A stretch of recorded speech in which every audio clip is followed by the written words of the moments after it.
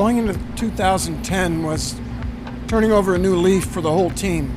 We had survived 2009. We had the biggest challenges with the transmissions that were such a nightmare. It was time for a new leaf, but because of all the issues and with no time to test, it was a big unknown. We knew we had some pretty fast cars. We knew we had good drivers. We knew that we had a car that, when it could stay on the racetrack, was handling and working pretty well. But we did a lot of work in the off season to improve the cars, to keep them together so that we wouldn't get any failures on the track. And I knew once we had solved a lot of those problems that we had a good race car and we would do what I was hoping well on the track.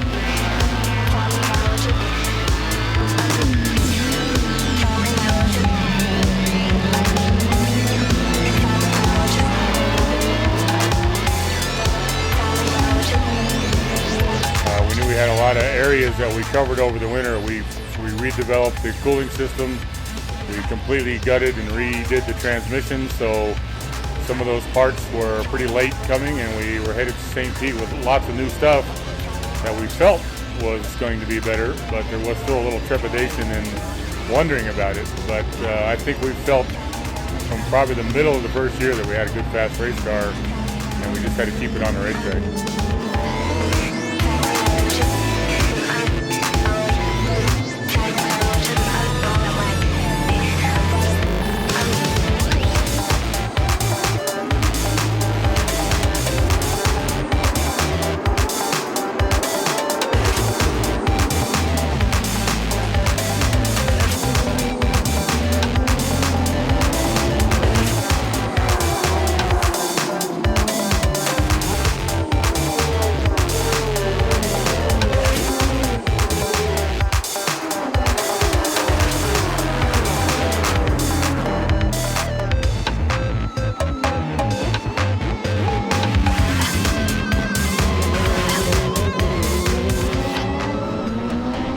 The car is very unusual, and I'd say the biggest challenge is the turbo lag.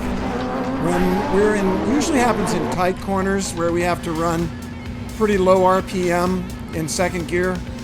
There is a long delay between going to power and when the boost comes on.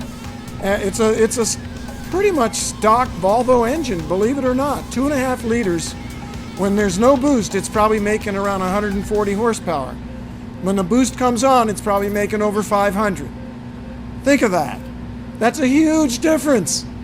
And yet, Andy and I have to time it, because in some of those tighter corners, like I'm thinking at Oak Tree in the Virginia race, it's a couple of seconds.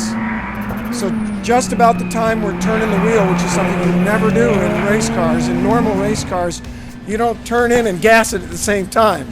You wait until the car rotates and turns. Well, we're turning in and gassing it, and it just goes brrr, and you're waiting. But we know it's coming, and if we get it right, when that hammer hits, you're in just the right place, and you don't run out of racetrack.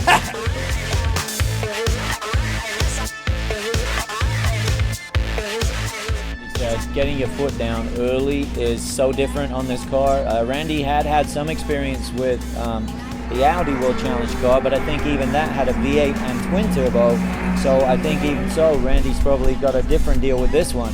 But the all-wheel drive and the turbo lag combined, it's a whole different animal.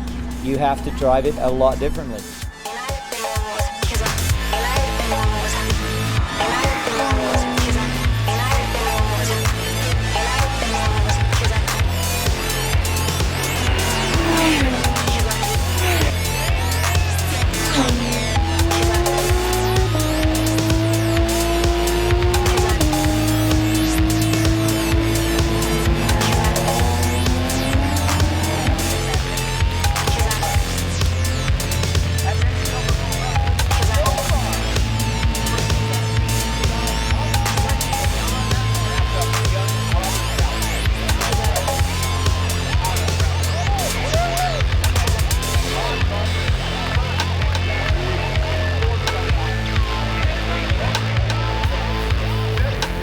I was hopeful that we would do well. I certainly wouldn't have said I thought we were going to win the Driver Championship or the Manufacturer Championship.